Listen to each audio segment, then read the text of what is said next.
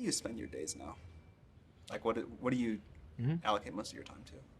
My time is mostly split, it's split between SpaceX and Tesla, and of course I try to spend it's a part of every week at OpenAI. So I spend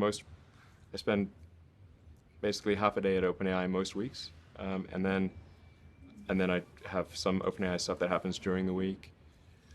But other than that, it's really SpaceX and Tesla. And what do you do when you're at SpaceX or Tesla? Like, what does your time look like there? Yeah, so that's a good question. I think a lot of people think I must spend a lot of time with media or on businessy things, but actually almost all my time, like 80% of it, is spent on engineering and design. So it's developing next generation product. That's 80% of it. You probably don't remember this. A very long time ago, many, many years, you took me on a tour of SpaceX. And the most impressive thing was that you knew every detail of the rocket and every piece of engineering that went into it. And I don't think many people get that about you. Yeah, I think a lot of people think I'm kind of a business person or something, which is fine. Like, business is fine, but my time is almost entirely with the engineering team working on improving the Falcon 9 and the Dragon spacecraft and developing the Mars colonial architecture.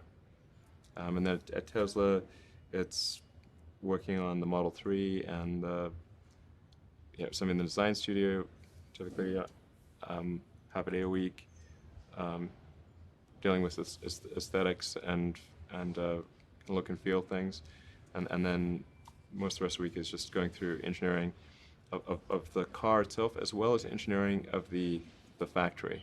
When you get to my age, you will not measure how well you've done by how much money you've got. I can guarantee you that. You'll all do fine on money anyway. I mean, think about it. 7 hours a day, you're in a bed. You got exactly the same mattress I've got. If you don't, we'll sell it to you at the furniture mart. We're on a parity. I can't outdo you, in terms of my sleeping enjoyment. You can match it by buying this mattress, which we'll give you a special price on. Just mention my name. We eat at the same places, We eat at Dairy Queen, particularly if you're in my position because we own it. But we eat at McDonald's and Burger King, and when I leave here, I'll stop by a fast food place. So our eating experiences are the same. We travel the same. I mean, I had a 10-year-old car up till about a year ago, and it just doesn't make any difference to me. They all work. We live in a place that's warm in the winter and it's cool in the summer, and we watch the Super Bowl on big screen TV. You do it, I do it. We dress more or less the same. I mean, I pay more for my clothes, but they look cheap when I put them on. So we're really on a parity. Yeah. So the money isn't going to be that big a deal. Everybody in this country is going to, with the intelligence this group has, the energy you have, you're going to do well. So what's the difference? What really counts? Well, I would say that you will measure. Health is enormously important, and that's a matter of a fair amount of luck. I mean, so I'm not shortchanging it. I'm just saying you can't do too much about that. But you will measure your success in life by how many, and extent whether it's the people you want at 70 or whatever the age may be. You'll measure it by how many of them really love you, in the end. I mean, you can't buy love. I mean, it doesn't work. You can buy sex, you can buy testimonial dinners, you can buy your name on buildings, you can do all kinds of things. But the only way you get to be, love is to be lovable. It's kind of irritating, actually. If you got a lot of money, it'd be more fun to just write out a check for $1 million. So everybody, from now on loves me. But it doesn't work that way. In fact, the only way is to be lovable. And I've got this friend who came out of Auschwitz and had at least one member of the family die there. And what is it now? It's 60 years later. She still, when she looks at people, it's a Polish Jew, when she looks at people, the question she asks herself in determining who she really trusts as friends, the one question in her mind is, would they hide me? Now, when you get to be 70, if you've got a lot of people that would hide you, you've had a successful life. I know people who have a tremendous amount of money, no one would hide. Their own kids wouldn't hide them. I mean, they really wouldn't. I mean, their business associates wouldn't, or anybody else. If it really came down to it, they don't have anybody's respect. They've got their attention maybe with money or something of the sort, but nobody loves them. They pay homage to them, and the kids may put up with them and hope they don't change their will or something, but the truth is that nobody would hide them. And if you've got a lot of people that would hide you when you get to be 70, you will have a very successful life. Hello, Mr. Belfort. Thank you so much for being here.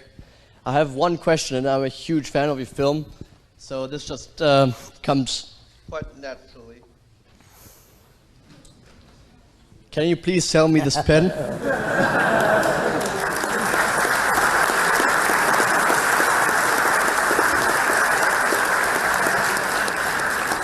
You know, no one's ever asked me that before. It's the first time. So let me tell you what that whole exercise really stands for, right? So the whole sell me this pen narrative is really, it's a test that you give to a salesman to see if they really understand what selling's all about. If you ask someone who's not a professional salesman, who doesn't have the right instincts, they'll start actually trying to sell you a pen. This pen is great. This pen writes upside down. It's the best value for its money. This pen will last forever. Here, buy this pen. Here's the thing. Only one rational thing you could do when someone says, sell me this pen, and that is to start asking them questions. So tell me, how long have you been in the market for a pen? What type of pens have you used in the past? Is it business or personal? Typically when you buy a pen, what type of money do you spend on one? Do you buy expensive pen? The key to selling is to find out, step one, what are your clients' needs, values? What pain are they looking to resolve? What do they need? And you're looking to fill that need at the most basic level, right? Well, when you just go out and try to sell something to someone, what you're saying is, I don't give a shit about you. I'm just going to ram this down your throat, right? I want to know what you need. I want to know what you've done in the past. So you ask questions. If I ask someone, hey, so how long have you been in the market for a pen? They say, oh, I'm not looking for a pen. Great, have a nice day. I don't sell people the things that people aren't looking for. So I wouldn't try to sell you a pen if you're not looking to buy a pen. So and if someone said to me, I say, wow, this person really knows how to sell. Because the biggest mistake that rookie salesmen make is they try to sell to everybody versus weeding out people who are not interested and only selling to those who are. So I ask questions, but not any question. I ask pointed questions to identify what type of pens you used in the past, how much money you have. Now, the pen is like a euphemism for any product, right? By doing that, I can get a good sense of what you're about. And then when I'm done asking my questions and I know what I need to know, I'll say, well, based on what you said to me, this pen is the perfect fit. You let me tell you why.